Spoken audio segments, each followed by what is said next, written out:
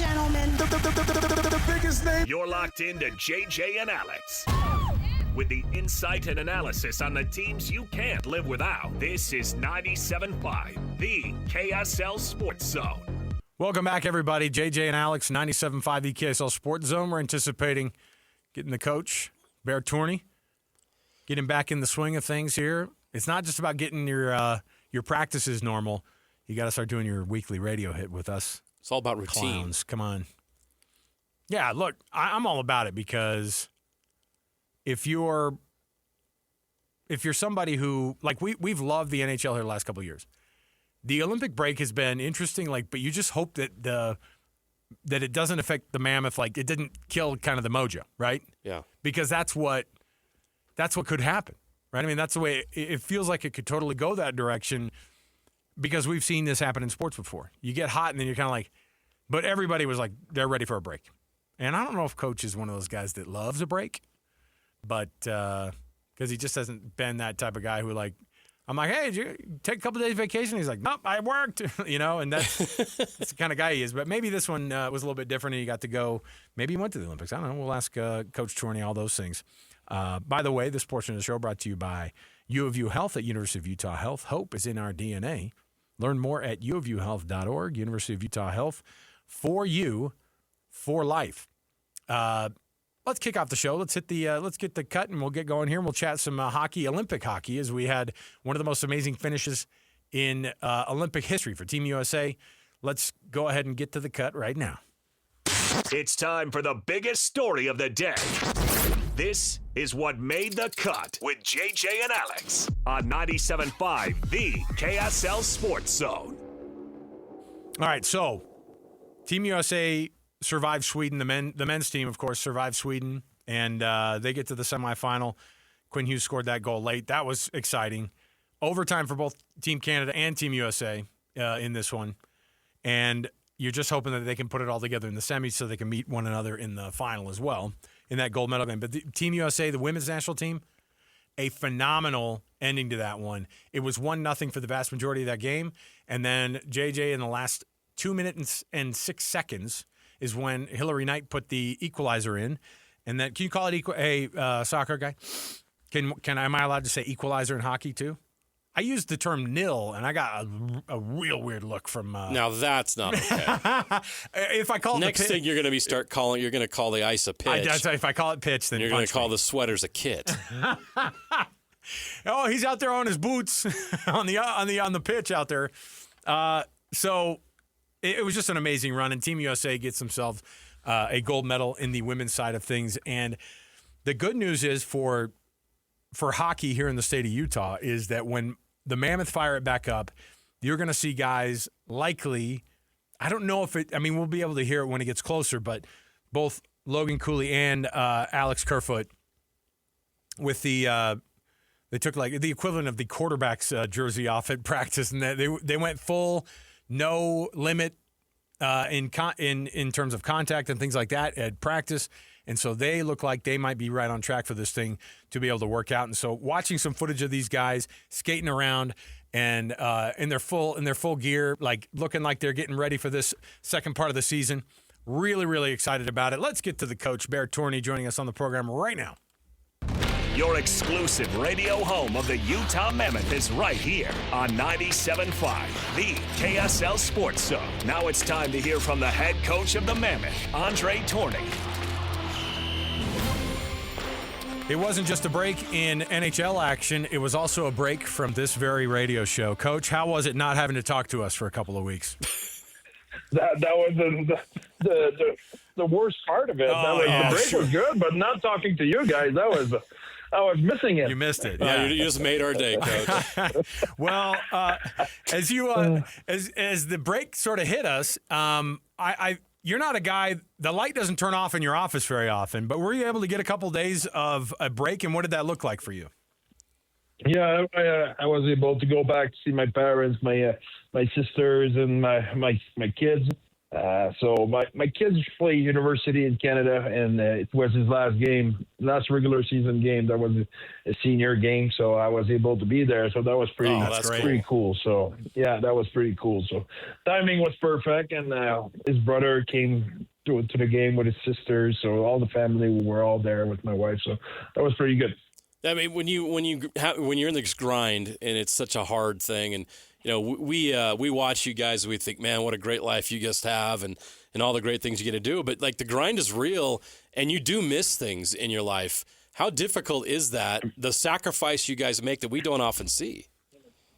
Yeah, but it goes with the territory. I'm not the kind of guy who will complain about much in that sense. You accept the challenge, you accept the job, and it goes with ups and downs. Same thing on your job. Same thing for everybody.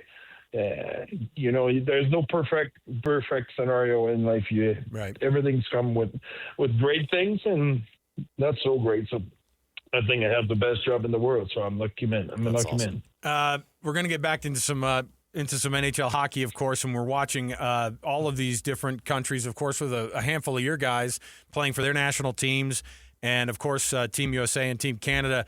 Kels has been on the ice the last couple of games. I don't know what the semifinals are going to look like, but when you watch Team Canada and you've been watching Team USA and some of your guys out there playing, how's it been to see them? Because I know that there's probably some moments, too. You've seen a couple guys get hurt, which is never the thing you want to see, but so far so good on that end. But how is it to be able to watch your guys competing in these types of international tournaments?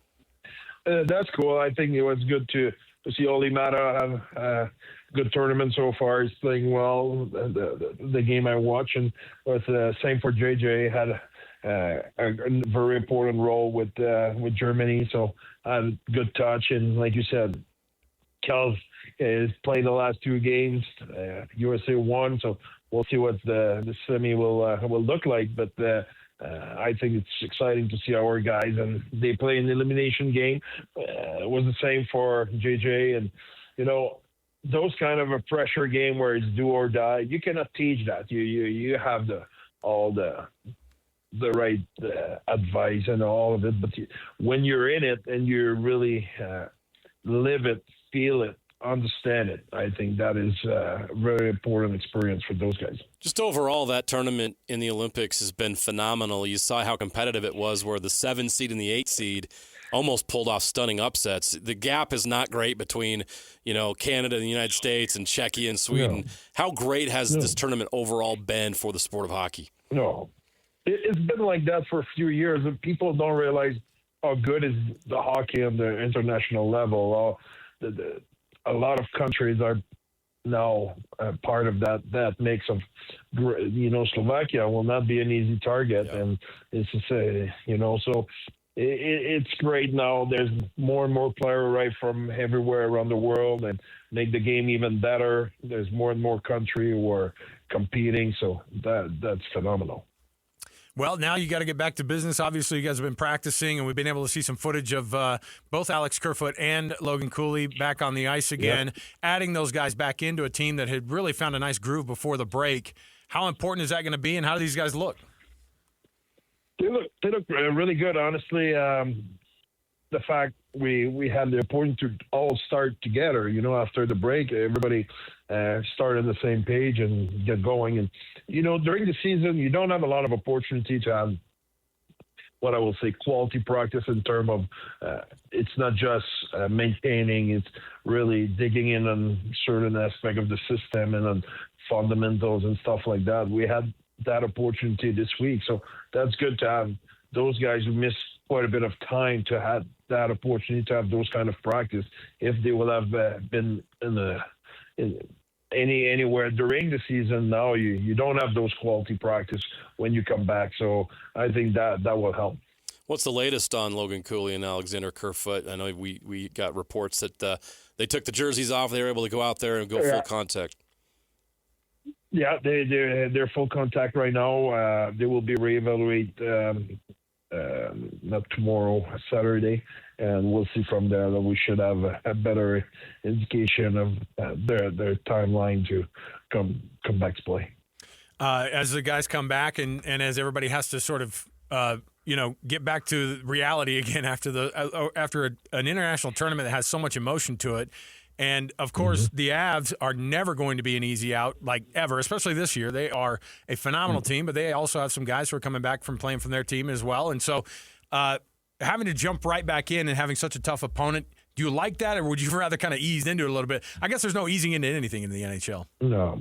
We need to play all those guys. So I think there's all what you mentioned is true, but at the same time, there's stuff we cannot control. So for me, it's more about making sure our preparation is the best it can be, because I believe some team will take advantage of that break, the Olympic break, and some team will take a hit with the break. So we want to be on the right side of it. We want to make sure we are one of the team to take advantage. We have great practice. The guy have the right mindset. There's a lot of smile and work and enthusiasm around the team. We want to keep that going. Make sure we're ready for the game against Colorado. As you look back on what your team was doing before the break, and you can't do anything about the break, everybody's on the same break, but you guys obviously had some tremendous momentum and things were clicking really well. What could you bottle up from that and kind of pick up where you left off? What was your team doing at that point that was allowing you guys to have the kind of successful run that you were doing that you hope to continue when everybody gets back here shortly? Yeah, I think for us, it's how aggressive we are, and as well, I think we were managing the game really well. I think we were not beating ourselves by trying to do too much. So I think that was really good. But I think for us, it's the consistency. I think we played really well for a really long time.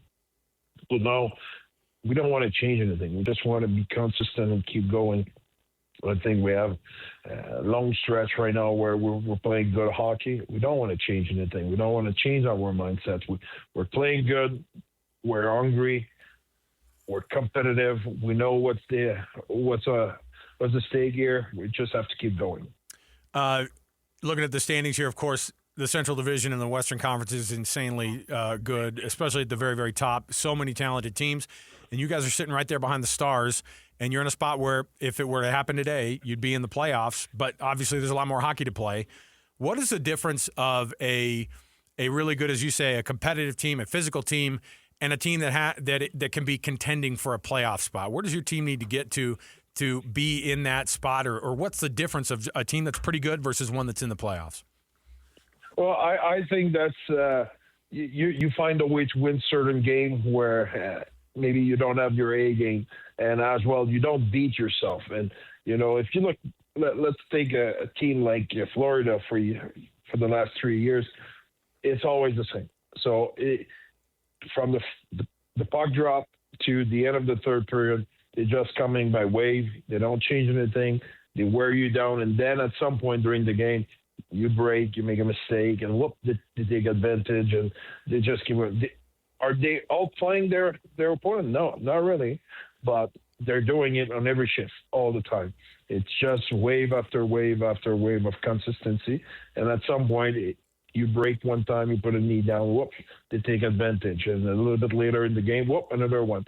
So that's the kind of a mentality you must have. You play against Colorado. As much as it's important to play well and to make good play, if we make too many mistakes, if we break and they take advantage of the time we break, there's no chance. You cannot do it. So it's the consistency in your structure, consistency, the way you apply the structure, and you're managing the fatigue, you're managing the end of your shift, you're managing the way you change, you're managing the puck, you're managing all those little things, which doesn't give the opportunity of your opponent to get in the crack and take advantage of one little mistake. Before we cut you loose, I wanted to go back to the Olympics real quick because it's going to be an incredible semifinal. Really looking forward to this. As you're looking at the teams that are left, and obviously everyone might be looking ahead to that USA-Canada matchup, but we learned in the last in this last round how you can't take that for granted. But you're looking at this last four. Who do you give the edge to and why? Oh boy, that's a good question. I will say Canada, US. I in think that they order? have more depth. In that order, Coach? Oh, No, I won't pick an order on that one. Oh, you're Honestly, We're about to put you on the record here. You don't want to offend anybody, do you? that's exactly that. But I cannot go against Cal, but on the same time, I represent Canada 13 times Oh, yeah. Yes, we understand. on the international level, so I cannot bite the hand who fed me. So Absolutely. I will stay on the fans, and I will keep it for myself. But the thing is, it would be great if the both game are really, really high level, and we have two players. We have Kels with the U.S. and we have Oli with the Finns. So I hope both of those guys come back with a medal. Hopefully, the medal they want. But at the end of the day, I think the people who won, it's all us, the fans, watching those games. I think it's a treat. I think we're fortunate, and I enjoy it. Coach Bear Tourigny, nice enough to join us on a weekly basis here. We're going to have to get back into the swing of things here, Coach. We're looking forward to what the last part of the season presents to us. We're looking forward to the rest of this tournament and how you guys come back and adjust again to get back into NHL hockey. We appreciate you joining us. We'll talk to you next time, Coach. Thank you, guys. Thanks, Have a good Coach. one. There you go. Back. Coach Tourigny. Oh, man. It got me thinking. I'm looking at NHL standings again. I'm getting back into it here. I'm not just looking at medal counts. Got to get back into the swing of things. Coach is already there. That's a guy who didn't turn it off, right? And how cool is it to be able to go back, see his son's final game at his university? Boy, the break playing? couldn't have come at a better time I know. for him. Right? That's pretty That's cool. cool. It's great to hear and see. But yeah, you realize that there's some pretty cool stuff ahead. And I don't want to get too far ahead of ourselves and all of you hockey fans out there, but this Utah Mammoth team is in a position. They've put themselves in a position now as they go into this final stretch post-Olympics to make a run and get into the NHL playoffs, to get into Stanley Cup playoffs. Think about it. Think what we're about to experience here coming up in the next 2 months. Yeah. Something we've never experienced before. And you don't want to jinx it. I'm not even comfortable talking about it right now because you're going to come back and blame me that what I said in February It's not baseball. jinxed the Mammoth. But we all understand what's at stake here and what is possible. And to think, it's mind-blowing to go back even 2 years ago, Alex, and think we didn't even have an NHL team, and now we may be 2 months away from experiencing Stanley Cup playoff hockey here in Utah with a team that is on the way up, and it's going to feel like the start of something special. I cannot wait for the next 2 months to watch this develop, this story. It's going to be fascinating. Yeah, and it'll be interesting to see when these guys get back on the ice too, Kerfoot and Cooley, right? And they come back and they have to get so much. They've got to get back in that groove. And you know what? You have to find that groove with your teammates. And these guys are pros, and so they'll be able to do it. But to have that talent back on the ice again is a fine trade-off. With I know the team has been playing really, really well, but they take the break and then they get back into it. It'd be awesome if they came right out of the break and get a win over Colorado. Is that at home or is it? I think it's there, right? No, it's home. It's here. Okay. Oof. Even greater chance How of awesome the would that Avs be? being short players for that game. Yeah, it's awesome. And they play the Wild next. I think the Wild had like 8 players in the quarterfinals.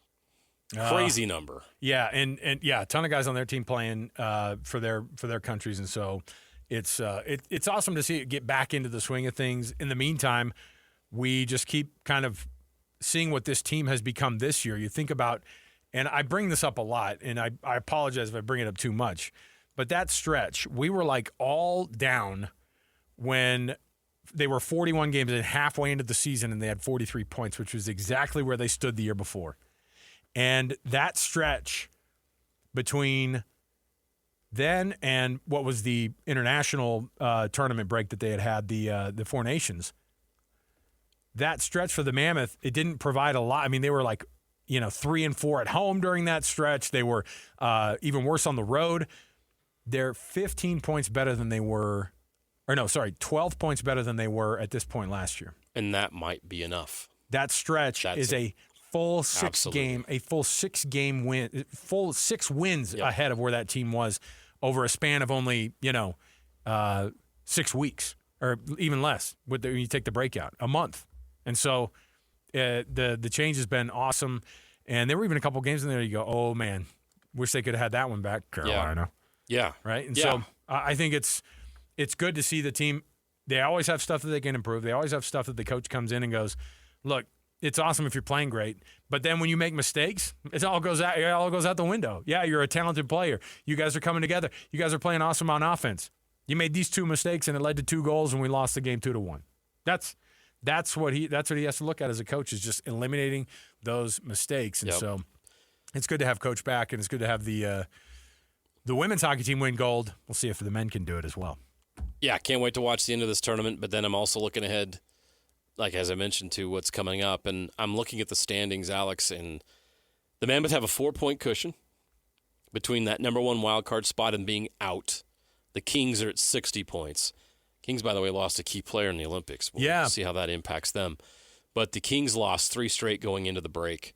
The Predators lost 2 straight. The Sharks lost 4 straight. So those are teams that really needed that break. The Mammoth were the opposite. They wanted to keep on going and rolling. But they do have that 4-game gap. There's 5 games over the Predators, 6 games over the Sharks. Sorry, points, not games.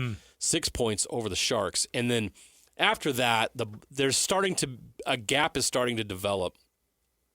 The Sharks have a 5-point lead over the Blackhawks at 53. So I think it's really going to be a 5-team race for 2 wild card spots, and we'll see if the Kraken are going to be involved in that as well. Even the Oilers aren't safe. The Kraken currently at 63 points are at 3rd in the Pacific. They're not in the wild card mix. The Ducks are at 63, but they're tied with the Kraken in points. So you're looking at 1, 2, 3.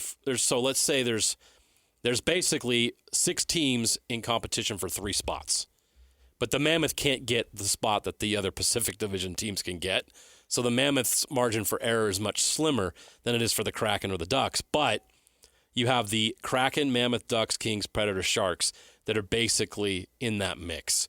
The other teams are looking pretty clear, except for the Oilers could drop. It's going to be tough, but the Mammoth have to be confident going into this because they have that 4-point lead right now.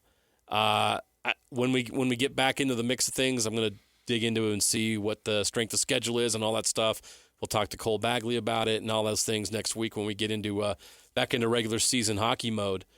But right now, the Mammoth have put themselves in a great position, as you mentioned. We saw the gap last year and what was required, and the Mammoth seem to have closed that gap between being on the outside looking in and being in a position to actually make it to the playoffs. Speaking of the Olympics, our own Sam Farnsworth from KSL5 Television's been out there, and we're gonna dip in with Sam. He was at the women's hockey game. I would imagine so, and I would hope that we'll get a phenomenal account from Sam being in that building. It must have been electric for at least half of it. All right, we'll take a break. We'll come back. Sam Farnsworth live from Italy next, 97.5 KSL Sports Zone. Your home for the best coverage of the Jazz, Utes, and Cougars is right here on The Zone. This is JJ and Alex on 97.5, the KSL Sports Zone. Welcome back, everybody. JJ and Alex, 97.5 the KSL Sports Zone. I can't imagine a better song to represent Sam Farnsworth than Oye Como Va. Because it's chilled out, it's classic, but it still slaps. That's what the kids say these days, JJ. It slaps. Do they? Hey, fam. That's how I'm going to refer to Sam Farnsworth going forward. This intro is very sus.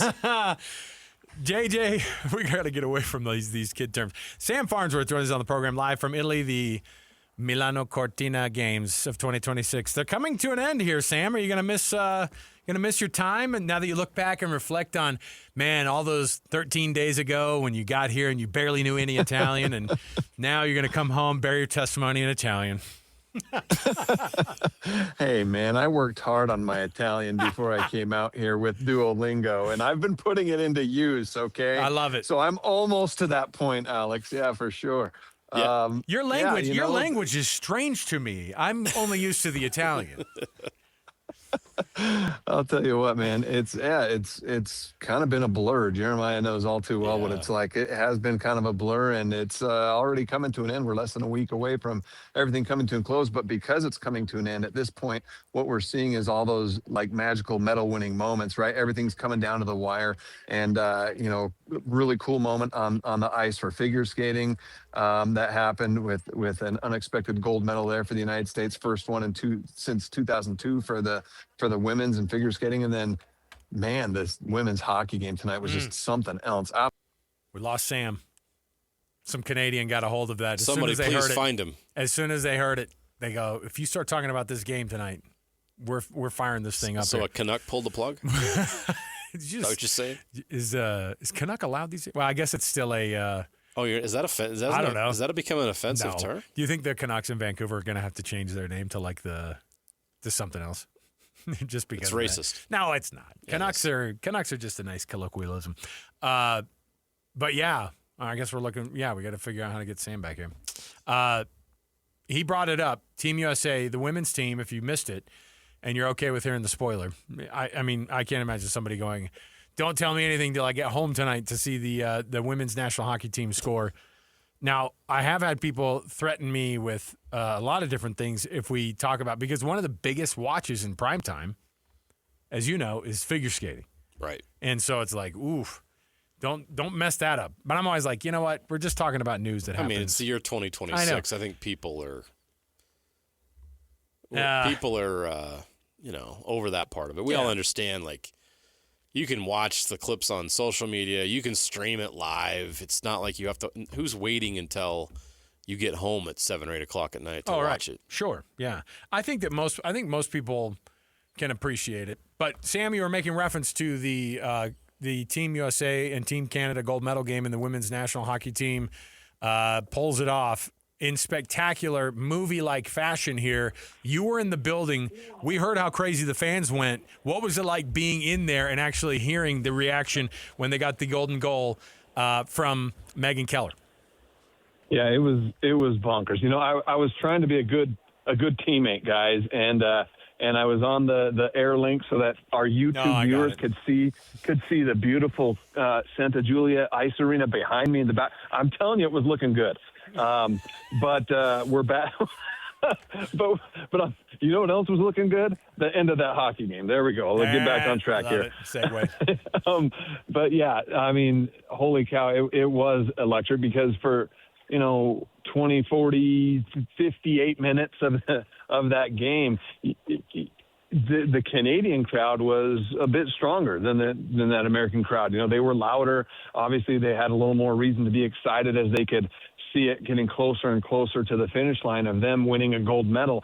But the moment that Hillary Knight redirected that goal in to tie it up and send it to overtime, the place just erupted. And there were the American fans. There they were. They were absolutely loud. Place was electric. And you just kind of felt at that point, okay, it's over, because this United States team had just been so dominant through these Olympic Games. They just needed something in this game to happen. And, Erin Farkle in net, their goalie, she did an outstanding job to keep them within striking distance for as long as she did. She had 30 saves. But that goal by Hillary Knight at the end of regulation was the spark they needed. It just set off the powder keg, and you knew when they came out in overtime that it was probably lights out for Canada at that point. A golden moment for American hockey. Just how dominant was that women's hockey team? It's pretty impressive, the run they went on. Check this out. They came into the game outscoring their opponents 31-1, okay, wow, coming into this game. Could you imagine outscoring your opponents 31-2 and going home with a silver medal? No. Yeah. that would have been absolutely shocker. That would have been devastating. But they did get it done, so they end up outscoring their opponents 33-2 for these Olympic Games. Until that Canada goal, they had a new Olympic record for consecutive shutout minutes, something like 340, longer than that because you have to add the first period into it, so probably around 355 or so minutes without allowing a goal in these Olympic Games. That's how dominant they were. And so this is going to go down as one of the all-time great hockey teams in American hockey history, men's or women's. This team came in as the likely favorite to win gold, and they stamped their claim on it tonight. Sam, obviously, Team USA on the women's side of things, we knew it was going to be close. But Team USA and Team Canada both facing some adversity in the quarterfinals on the men's side. What's the anticipation of what the semis are going to look like? Could it be? I mean, I would imagine it'd be equally as scary. We just had André Tourigny on, and he goes, "Nobody in this tournament is going to get a free pass to the gold medal game." No, not at all. And I don't know how many American hockey fans watched Slovakia play in their quarterfinal matchup, but they were dominant, all right? And that's who the United States get in the semifinals. And that's the team that has the fewest NHLers on the roster of all these teams that are left. They're just a great team, yeah. Yes, they are. They play very well together. They're very well coached. And when things click for that team, they are very good. They've had some very good wins here at the games. And so that's a team that, if the United States was overlooking Sweden by any stretch, which they never should have, but if they were, there's no way they can afford to overlook this Slovakia team who's just been outstanding. And so, yeah, I mean, those quarterfinal matchups were so fun. There was 3 overtime games. Finland, it took Finland a late comeback. That's another roster that's full of NHL players. They had to score 2 goals in the final few minutes of the third period to go to overtime and win in overtime as well. Obviously, the United States got it done in OT, and Canada as well. So this men's tournament has delivered finally here in the knockout stages, some absolute thrillers, and I would expect nothing but I wouldn't expect anything less than that again tomorrow in these semifinal matchups. Can't wait to see how this hockey tournament plays out. What are the other things you anticipate? We already saw the women's ice skating was a fantastic story. What's the next big thing that you're paying attention to over these last 3 or 4 days outside of the hocky that we need to keep an eye on? It kind of boils down to the hockey, though, right? Come on, let's be honest, guys. There's no doubt. but our colleagues and friends, Mike Anderson and Matt Gephardt, who are over there in Cortina on the other side of northern Italy, up in the mountains with the snow, they are pumped about curling, which is still continuing. And look, I don't know if you guys have ever tried curling. I finally tried before I came out here, and it's pretty fun. Just saying that. It's pretty fun to try. And I know the United States has never really been a curling country, but these games, I think they're trying to make a claim that the United States is a curling country. And so, and people are excited about it. And so that's the other thing that's, as these Olympic Games wind down, that we're kind of keeping tabs on. Sam, there's obviously a lot of effort in these last days. Like these, as you said, a lot of these are just the final events or the finals of something. And so a lot of gold medals kind of going out the door on a day like this. And luckily, Team USA has gotten one in the women's hockey. They got one in ice skating. How big of a deal was it for the women's single gold medal for Team USA? First one since 2002. Massive deal.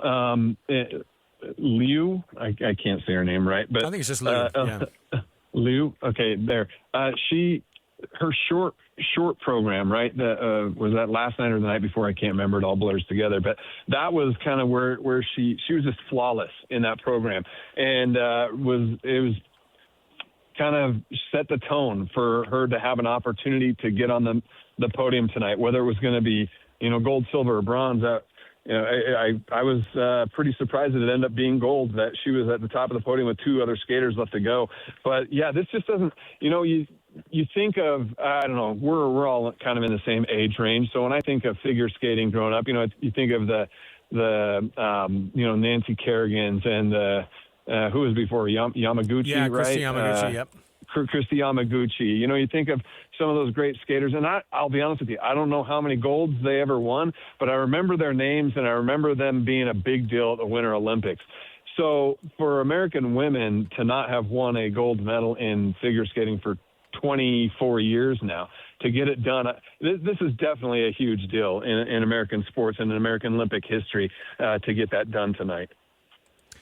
Sam Farnsworth live in northern Italy and coming off of what might be the coolest result so far, at least the most spectacular wild finish for Team USA and the women capturing gold from Team Canada, who they were trailing for the majority of that game today. Sam, of course, going to be covering it still. When do you actually get to go home, though, Sam? That's my question. We leave on the 24th. What is that? Tuesday? So coming up on Tuesdays when we leave. Sunday is closing ceremonies, and if all goes well, Sunday afternoon is also the gold medal game, which hey, keep fingers crossed for a USA-Canada rematch there for men's hockey. And then closing ceremonies will happen, and then Monday is kind of our last pack up, get ready to go day, and Tuesday I'm back. I fly. Yeah, I'll be back Tuesday night. Sam, good. Can you anchor for me on Tuesday night? Done. Schedule me for the whole week. Zombie anchor on Tuesday night on KSL at 10 o'clock. That would be fun. That's a new event. That should be a new event. Zombie anchor? You're on an airplane. You're on an airplane for 10 hours. You get right off and go straight and do the newscast. Boom. And gold medal. And we need some good judges to sure. Some fair judges that'll give some good scores on performance, and take the fatigue factor into effect. There needs to be a weighted system with the scoring here. There's going to be some difficulty levels here because we're going to put the prompter in Italian, so you're going to have to figure that out. I'll submit my routine so that they know what the starting the starting score levels are. If it's in Italian, it's an easy dub for you. Okay. Yeah, you got it, man. You got it. Sam, thanks, man, for all the updates, and safe travels if we don't get to talk to you before then, and have fun the rest of the way out there, man. I appreciate it. Thanks, guys. Thanks, Sam. There you go, Sam Farnsworth. Okay. Yeah, you can't just say, well, it'll be great when they're all in the gold medal game together. It's like, don't get too far ahead of yourself here. It's that competition. Slovakia is scary, man. Yeah, for all sorts of reasons. Yeah, not just hockey related. Come on, all right. You saw how close the Americans came to losing to Sweden. Now, some would argue Sweden's better than Slovakia, and they might be right talent-wise, but there's something about a team that plays together all the time. They beat the heck out of Germany, didn't they? Is that who there was? Like 6-2 or something like that? Yeah. Oof. We beat Germany 6-3. Or no, ours is 6-3 was the Danes, I think. Well, we'll see. All right. I'm getting all my countries mixed up over there in Europe who are interested in hockey. The KSL Sports Zone of Beehive Meals, honoring people, of course, as we do all year long in the realm of the youth sports in your neighborhood. What do? You nominate somebody at kslsports.com/contests, and we honor the volunteers who just make a huge difference in the youth sports in their community. And it's all brought to you by the good folks at Beehive Meals and KSL Sports. How about this one?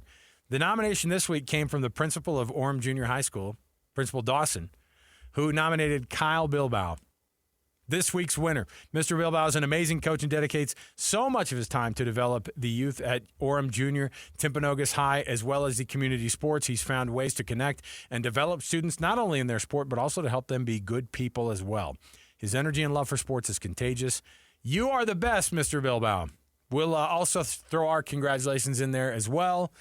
And he gets $250 from Beehive Meals on top of it. You can do the same thing for somebody else. We appreciate the nomination from Principal Dawson down there in Orem.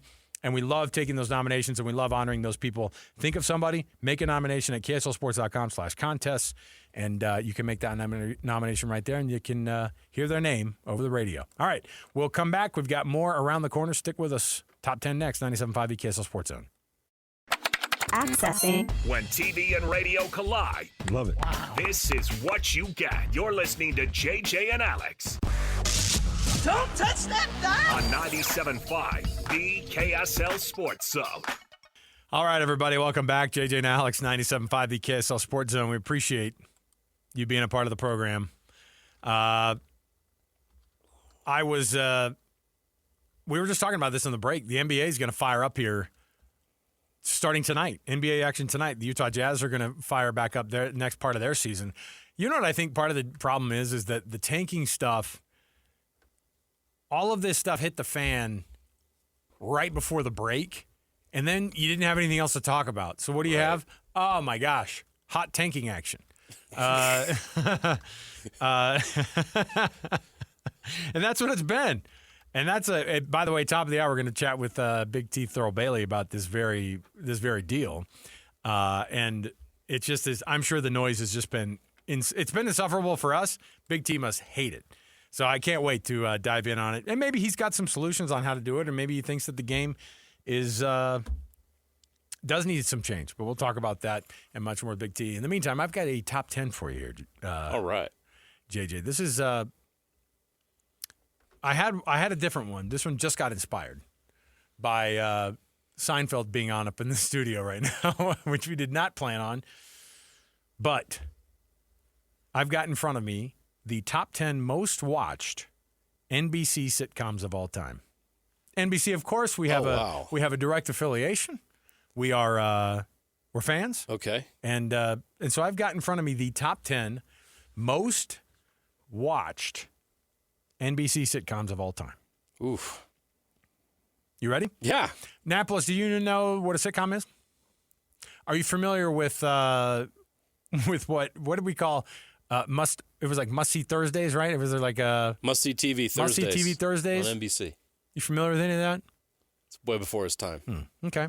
Well, you could participate either way. And TGIF on Fridays on ABC. Oh, I might get fired for mentioning ABC. Strike that from the record. Milkman, Hit the dump button. Paperboy, Evening TV.